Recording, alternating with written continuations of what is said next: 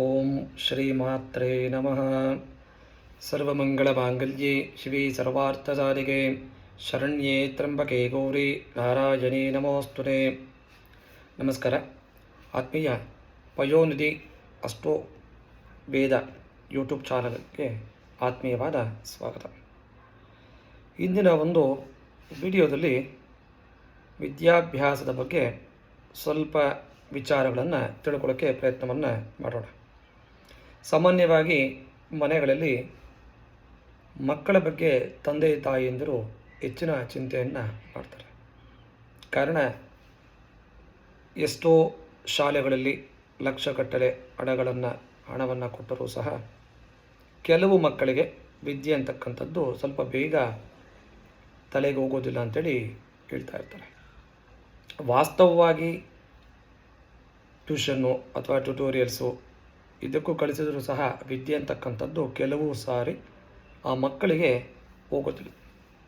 ಇದಕ್ಕೆ ಜ್ಯೋತಿಷ್ಯದ ಪ್ರಕಾರ ವಿದ್ಯಾಭ್ಯಾಸವನ್ನು ನೋಡಬೇಕು ಅಂದಾಗ ಮುಖ್ಯವಾಗಿ ಈ ಒಂದು ಕುಂಡಲಿಯಲ್ಲಿ 4ನೇ ಮನೆ, 5ನೇ ಮನೆ, 9ನೇ ಮನೆಯನ್ನು ವಿದ್ಯಾಭ್ಯಾಸದ ಒಂದು ಯೋಗ ಯಾವ ರೀತಿ ಅಂತಕ್ಕಂಥದ್ದನ್ನು ತಿಳ್ಕೊಬೋದು. ಸಾಮಾನ್ಯವಾಗಿ 4ನೇ ಮನೆಯಲ್ಲಿ ಅಬ್ಸರ್ವ್ ಮಾಡಿದಾಗ ಮೂಲ ಶಿಕ್ಷಣ ಮತ್ತು ಶಾಲಾ ವಿದ್ಯೆ ಅಂತಕ್ಕಂಥದ್ದು, ಓದುವ ಆಸಕ್ತಿ ಆ ಮಕ್ಕಳಿಗೆ ಯಾವ ಥರ ಇದೆ ಮತ್ತು ಆ ಮಾನಸಿಕ ಶಾಂತಿ ಅಂತಕ್ಕಂಥದ್ದು ಸಿಗುತ್ತೆ ಅಂತೇಳಿ ಹೇಳುತ್ತೆ. ಅದೇ ರೀತಿ 5ನೇ ಮನೆಯನ್ನು ನಾವು ಗಮನವನ್ನು ಕೊಟ್ಟಾಗ ಆ ಒಂದು ಮಗುವಿಗೆ ಬುದ್ಧಿಶಕ್ತಿ ಮತ್ತು ನೆನಪಿನ ಶಕ್ತಿ, ಏಕಾಗ್ರತೆ ಯಾವ ರೀತಿ ಇದೆ ಮತ್ತು ಆ ಒಂದು ಮಗುವಿಗೆ ಕಲಿಯತಕ್ಕಂಥ ಒಂದು ಸಾಮರ್ಥ್ಯ ಯಾವ ರೀತಿ ಇದೆ ಅಂತಕ್ಕಂಥದ್ದನ್ನು ಈ 5ನೇ ಮನೆಯಿಂದ ತಿಳ್ಕೊಬೋದು. 9ನೇ ಮನೆಯಿಂದ ಆ ಒಂದು ಮಗುವಿನ ಉನ್ನತ ಶಿಕ್ಷಣ ಮತ್ತು ಗುರುಗಳ ಒಂದು ಅನುಗ್ರಹ ಯಾವ ರೀತಿ ಆಗುತ್ತೆ, ಹೆಚ್ಚಿನ ಅಧ್ಯಯನಕ್ಕಾಗಿ ವಿದೇಶದಲ್ಲಿ ಹೋಗಿ ಓದ್ತಾರ ಅಥವಾ ಉನ್ನತವಾದ ಅಧ್ಯಯನ ಸಿಗುತ್ತಾ ಅಂತಕ್ಕಂಥ ವಿಚಾರಗಳನ್ನು 9ನೇ ಮನೆಯಿಂದ ತಿಳ್ಕೊಳ್ಳೋದಕ್ಕೆ ಅವಕಾಶಗಳು ಉಂಟು. ಇದರ ಜೊತೆಗೆ 2ನೇ ಮನೆಯಲ್ಲಿರ್ತಕ್ಕಂಥ ಒಂದು ಗ್ರಹದ ಬಲದಿಂದ ಆ ವ್ಯಕ್ತಿ ಅಂದರೆ ಆ ಒಬ್ಬ ವಿದ್ಯಾರ್ಥಿಯ ಮಾತಿನ ಚತುರತೆ ಯಾವ ರೀತಿ ಇದೆ, ಪ್ರಾಥಮಿಕ ಬೇಸಿಕ್ ನಾಲೆಡ್ಜ್ ಅಂತ ಏನಿರ್ತೀವಿ ಆ ಒಂದು ಜ್ಞಾನ ಯಾವ ಥರ ಇದೆ ಅಂತಕ್ಕಂಥದ್ದು ತಿಳ್ಕೊಬೋದು. ವಿಶೇಷವಾಗಿ ಜ್ಯೋತಿಷ್ಯದಲ್ಲಿ ಬುದ್ಧ ಅಂದರೆ ಬುದ್ಧಿಕಾರಕ ಬುಧ ಗ್ರಹವನ್ನು ಬುದ್ಧಿವಂತ ಗ್ರಹ ಅಂತೇಳಿ ಹೇಳ್ತಾರೆ. ಅದೇ ರೀತಿ ಒಂದು ವಿದ್ಯೆಗೆ ವಿಶೇಷವಾಗಿ ಒಂದು ಸಾಧನ ಅಂತೇಳಿ ಹೇಳ್ಬೋದು. ಆ ಬುಧನ ಅನುಗ್ರಹ ಇದ್ದಾಗ ಒಳ್ಳೆಯ ಆ ಒಬ್ಬ ವಿದ್ಯಾರ್ಥಿ ಬಹಳ ಬೇಗ ವಿದ್ಯೆಯನ್ನು ಕಲಿತು ಒಳ್ಳೆಯ ಪಾರಂಗತನಾಗ್ತಾನೆ ಅಂತೇಳಿ ಹೇಳ್ಬೋದು. ಬುಧಗ್ರಹ ಜಾತಕದಲ್ಲಿ ಪಾಸಿಟಿವ್ ಆಗಿದ್ದಾಗ ಕೆಲವು ಮಕ್ಕಳನ್ನು ಅಬ್ಸರ್ವ್ ಮಾಡಿರ್ಬೋದು. ಒಂದು ಸಲ ಪುಸ್ತಕವನ್ನು ತೆಗೆದು ನೋಡಿದರೂ ಸಹ ಒಳ್ಳೆಯ ರಿಸಲ್ಟನ್ನು ತೆಗೆದುಕೊಳ್ತಾರೆ. ಅಂದರೆ 100ಕ್ಕೆ 95%, 98, 100ಕ್ಕೆ 100 ತೆಗೆದುಕೊಳ್ತಾರೆ. ಕೆಲವು ಮಕ್ಕಳು ದಿನವೆಲ್ಲ ಓದ್ತಾರೆ, 365 ದಿನ ಓದಿದರೂ ಸಹ ಕೇವಲ 50%, 60, 70 ಈ ರೀತಿ ಪರ್ಸೆಂಟೇಜನ್ನು ತೆಗೆದುಕೊಂಡು ತೇರ್ಗಡೆ ಆಗ್ತಾರೆ, ನೋಡ್ತಾ ಇರ್ಬೋದು. ಇದಕ್ಕೆ ಕಾರಣ ಆ ಒಬ್ಬ ವಿದ್ಯಾರ್ಥಿಯ ಜಾತಕದಲ್ಲಿ ಯಾರು ಹೆಚ್ಚಿನ ಮಾರ್ಕ್ಸ್ ತೆಗೆದುಕೊಳ್ತಾರೆ ಆ ಒಂದು ವಿದ್ಯಾರ್ಥಿ ಜಾತಕದಲ್ಲಿ ಬುಧಗ್ರಹ ಪಾಸಿಟಿವ್ ಇದ್ದಾಗ ತುಂಬ ಚತುರತೆ ಅಂತೇಳಿ ಹೇಳ್ಬೋದು. ತುಂಬ ಆ್ಯಕ್ಟಿವ್ ಆಗಿರ್ತಾನೆ ಆ ವ್ಯಕ್ತಿ, ಆ ವಿದ್ಯಾರ್ಥಿ. ತುಂಬ ಅದೇ ರೀತಿಯಲ್ಲಿ ಬಹಳ ಬೇಗ ಯಾವ ಒಂದು ವಿಚಾರದ ಬಗ್ಗೆ ಏನು ಹೇಳಿದರೂ ಸಹ ಶಾಲೆಯಲ್ಲಿ ಬಹಳ ಬೇಗ ಆ ಒಂದು ವಿಚಾರವನ್ನು ತಲೆಗೆ ಹಾಕಿಕೊಂಡು ಆ ಒಂದು ವಿಚಾರದ ಬಗ್ಗೆ ಹೆಚ್ಚಿನ ರೀತಿಯಲ್ಲಿ ಚಿಂತನೆಯನ್ನು ಮಾಡಿ ತುಂಬ ಈಸಿಯಾಗಿ ಆ ಒಂದು ಪರೀಕ್ಷೆಯನ್ನು ಎದುರಿಸಿ ಒಳ್ಳೆಯ ಅಂಕಗಳನ್ನು ತೆಗೆದುಕೊಳ್ಳೋಕ್ಕೆ ಈ ಬುಧಗ್ರಹ ಅಂತಕ್ಕಂಥದ್ದು ಆ ಒಬ್ಬ ವಿದ್ಯಾರ್ಥಿಯ ಜೀವನದಲ್ಲಿ ಪಾಸಿಟಿವ್ ಆಗಿ ಕೆಲಸ ಮಾಡ್ತಾ ಇರುತ್ತೆ. ಅದೇ ಇನ್ನೊಬ್ಬ ವಿದ್ಯಾರ್ಥಿಯ ಅಂಕಗಳು ಕಮ್ಮಿ ತೆಗೆದುಕೊಳ್ತಕ್ಕಂಥ ವಿದ್ಯಾರ್ಥಿಯ ಜಾತಕದ ಕುಂಡಲಿಯಲ್ಲಿ ಅದೇ ಬುಧಗ್ರಹ ನೀಚ ಸ್ಥಾನದಲ್ಲಿ ಅಥವಾ ಪಾಪಗ್ರಹಗಳ ಒಟ್ಟಿಗೆ ಇದ್ದಾಗ ಎಷ್ಟೇ ಓದಿದರೂ ಅವರಿಗೆ ನೆನಪಿನ ಶಕ್ತಿ ಅಂತಕ್ಕಂಥದ್ದು ಇರೋದಿಲ್ಲ. ಇದಕ್ಕೆ 1-2 ಗ್ರಹಗಳು ಕಾರಣ ಅಂತ ಹೇಳೋದಕ್ಕಾಗಲ್ಲ. ಪ್ರಮುಖವಾಗಿ ನಾವು ಜ್ಯೋತಿಷ್ಯದ ಮುಖಾಂತರ ನೋಡಿದಾಗ ಬುಧ, ಈ ಒಂದು ಬುಧನ ವಿಶೇಷವಾಗಿರ್ತಕ್ಕಂಥ ಕಾರಕ ಅಂದರೆ ವಿದ್ಯೆಗೆ ಬೇಕಾಗಿರ್ತಕ್ಕಂಥ ಮುಖ್ಯ ಕಾರಕತ್ವ ಗ್ರಹ ಅಂದರೆ ಬುಧ. ಯಾಕೆಂದರೆ ಬುಧ ಅಂದ್ರೇ ಬುದ್ಧಿಶಕ್ತಿ, ನೆನಪಿನ ಶಕ್ತಿ, ಗಣಿತ, ಈ ಒಂದು ಬಹಳ ಬೇಗ ಕಲಿತಕ್ಕಂತಂದರೆ ತುಂಬ ಆ್ಯಕ್ಟಿವ್ ಆಗಿರ್ತಾರೆ ಕೆಲವು ವಿದ್ಯಾರ್ಥಿಗಳನ್ನು ನೋಡಿ. ಎಷ್ಟು ಬೇಗ ಕಲಿತಾರೆ ಅಂದರೆ ಅಷ್ಟು ಬೇಗ ಕಲಿಯೋದಕ್ಕೆ ಅವಕಾಶ ಈ ಒಂದು ಬುಧನ ಅನುಗ್ರಹ. ಮತ್ತು ಉನ್ನತ ಶಿಕ್ಷಣ, ಈ MTech ಆಗಿರ್ಬೋದು, PhD ಆಗಿರ್ಬೋದು, ಅದಕ್ಕಿಂತ ಉನ್ನತವಾಗಿರ್ತಕ್ಕಂಥ ಶಿಕ್ಷಣವನ್ನು ಪಡಿಬೇಕು ಅಂದಾಗ ಅದಕ್ಕೆ ಕಾರಕ ಗ್ರಹ ಗುರುಗ್ರಹ ವಹಿಸುತ್ತೆ. ಈ ಗುರು ಗ್ರಹ ಜಾತಕದಲ್ಲಿ ಬಲವಾಗಿದ್ದಾಗ ಒಳ್ಳೆಯ ಉನ್ನತ ವಿದ್ಯೆಯನ್ನು ಈ ಒಬ್ಬ ವಿದ್ಯಾರ್ಥಿ ಪಡೆಯೋದಕ್ಕೆ ಅವಕಾಶಗಳು ಹೆಚ್ಚು ಅಂತೇಳಿ ಹೇಳ್ಬೋದು. ಮತ್ತು ಚಂದ್ರ, ಈ ಚಂದ್ರಗ್ರಹ ಏನಪ್ಪ ಅಂದರೆ ಮನಸ್ಸಿನ ಒಂದು ಏಕಾಗ್ರತೆಯನ್ನು, ನೆನಪಿನ ಶಕ್ತಿಯನ್ನು ಜಾಗೃತಿಗೊಳಿಸೋದಕ್ಕೆ ಚಂದ್ರಗ್ರಹ ಕಾರಣ ಆಗುತ್ತೆ. ಹಾಗಾಗಿ ಜಾತಕದಲ್ಲಿ ಚಂದ್ರಗ್ರಹವೂ ಸಹ ಬಲಶಾಲಿಯಾಗಿದ್ದಾಗ ಈ ಒಂದು ಮನಸ್ಸಿಗೆ ಬೇಕಾಗಿರ್ತಕ್ಕಂಥ ಏಕಾಗ್ರತೆಯನ್ನು ಕೊಡ್ತಕ್ಕಂಥದ್ದು ಇದು ಚಂದ್ರ. ಮತ್ತು ಸೂರ್ಯ, ಈ ಸೂರ್ಯ ಅಂದಾಗ ಧೈರ್ಯ, ಆತ್ಮವಿಶ್ವಾಸವನ್ನು ಕೊಡ್ತಕ್ಕಂಥ ಗ್ರಹ ಅಂದರೆ ಸೂರ್ಯ. ಕೆಲವು ಜಾತಕಗಳಲ್ಲಿ ನೋಡಿ ವಿದ್ಯೆ ಅಂತಕ್ಕಂಥದ್ದು ಕೆಲವು ಮಕ್ಕಳಲ್ಲಿ ಕಮ್ಮಿ ಇದ್ದರೂ ಆದರೆ ಧೈರ್ಯ ತುಂಬ ಜಾಸ್ತಿ ಇದೆ. ಬಿಡು, ಈ ಕೆಲಸ ಅಲ್ಲ, ಆ ಕೆಲಸ ಮಾಡೋಣ, ಈ ಕೆಲಸ ಮಾಡೋಣ ಅಂದ್ಬಿಟ್ಟು ಆ ಒಂದು ಧೈರ್ಯ ಅಂತಕ್ಕಂಥದ್ದು ಆ ವಿದ್ಯಾರ್ಥಿಗಳಲ್ಲಿ ನಾವು ನೋಡ್ತೀವಿ. ಅದಕ್ಕೆ ಕಾರಣ ಸೂರ್ಯ. ಆ ಒಂದು ಜಾತಕದಲ್ಲಿ ಸೂರ್ಯನ ಒಂದು ಬಲ ಚೆನ್ನಾಗಿದೆ ಅಂದಾಗ ಆ ರೀತಿಯ ಒಂದು ವಿಶೇಷವಾಗಿರ್ತಕ್ಕಂಥ ಒಂದು ಧೈರ್ಯವನ್ನು ಸೂರ್ಯ ಗ್ರಹದಿಂದ ಆ ಒಂದು ಮಕ್ಕಳಿಗೆ ಸಿಗುತ್ತೆ. ವಿಶೇಷವಾಗಿ ಈ ಒಂದು ವಿದ್ಯೆಗೆ ಸಂಬಂಧಪಟ್ಟ ಹಾಗೆ ಅನೇಕ ಮನೆಗಳಲ್ಲಿ ಎಷ್ಟೋ ಪೂಜೆಗಳು ಮಾಡಿಸಿರ್ಬೋದು, ಅಥವಾ ಎಷ್ಟೋ ಜಪಗಳನ್ನು ಮಾಡಿಸಿರ್ಬೋದು, ಅಥವಾ ಆ ಮಕ್ಕಳ ಸಲುವಾಗಿ ಕಾಲೇಜು, ಟ್ಯೂಷನ್ನು, ಟ್ಯುಟೋರಿಯಲ್ಲು, ಈ ರೀತಿಯಾಗಿ ಎಷ್ಟೋ ಖರ್ಚನ್ನು ಮಾಡಿ ತಂದೆ ತಾಯಿಯಂದಿರು ಮಕ್ಕಳ ವಿದ್ಯಾಭ್ಯಾಸಕ್ಕಾಗಿ ತುಂಬ ಪ್ರಯತ್ನವನ್ನು ಪಡ್ತಾ ಇದ್ದಾರೆ. ಆದರೂ ಸಹ ಕೆಲವು ಬಾರಿ ಮಕ್ಕಳಿಗೆ ಈ ವಿದ್ಯೆ ಅಂತಕ್ಕಂಥದ್ದು ಮರೀಚಿಕೆಯಾಗಿ ಕಾಣಿಸುತ್ತೆ. ಇದಕ್ಕೆ ಕಾರಣ ಈಗ ಹೇಳಿರ್ತಕ್ಕಂಥ ಕೆಲವು ಗ್ರಹಗಳು ಕಾರಣ ಅಂತೇಳಿ ಹೇಳ್ಬೋದು. ಮತ್ತು ಯಾವ ರೀತಿ ಆ ಒಬ್ಬ ವಿದ್ಯಾರ್ಥಿಯ ಜೀವನದಲ್ಲಿ ನಾವು ಬೇಕಾಗಿರ್ತಕ್ಕಂಥ ವಿದ್ಯೆಗೆ ಪರಿಪೂರ್ಣವಾಗಿ ವಿಶೇಷವಾಗಿ ವಿದ್ಯಾ ಯೋಗ ಅಂತಕ್ಕಂಥದ್ದು ಸಿಗುತ್ತೆ ಅಂತ ನಾವು ನೋಡಿದಾಗ ಬುಧ ಗ್ರಹ ತುಂಬ ಚೆನ್ನಾಗಿರಬೇಕು, ಶುಭ ಯೋಗದಲ್ಲಿರಬೇಕು, ಶುಭ ಗ್ರಹಗಳ ಜೊತೆಯಲ್ಲಿರಬೇಕು. ಹಾಗೆ ಗುರುಗ್ರಹ ಸಹ ಜ್ಞಾನ, ವಿವೇಕ, ಉನ್ನತ ಶಿಕ್ಷಣವನ್ನು ಕೊಡ್ತಕ್ಕಂಥ ಶಾಸ್ತ್ರ ಮತ್ತು ತತ್ವಜ್ಞಾನದ ಕಾರಕ ಅಂತೇಳಿ ಗುರುಗ್ರಹವನ್ನು ಹೇಳ್ಬೋದು. ಅದಕ್ಕೆ ಗುರುಗ್ರಹದ ಒಂದು ಅನುಕೂಲತೆ, ಅದೇ ರೀತಿಯಾಗಿ ಗುರುಗ್ರಹ ಒಳ್ಳೆಯ ಸ್ಥಾನದಲ್ಲಿ ಉಚ್ಚ ಸ್ಥಾನದಲ್ಲಿ ಇರಬೇಕಾಗತ್ತೆ, ಅಥವಾ ಶುಭ ಗ್ರಹಗಳ ಜೊತೆ ಇದ್ದಾಗ ಒಂದು ವಿದ್ಯೆ ಅಂತಕ್ಕಂಥದ್ದು ಬಹಳ ಬೇಗ ಉನ್ನತವಾಗಿರ್ತಕ್ಕಂಥ ವಿದ್ಯೆ ಅಂತಕ್ಕಂಥದ್ದು ಈ ಒಬ್ಬ ವಿದ್ಯಾರ್ಥಿಗೆ ಸಿಗತ್ತೆ.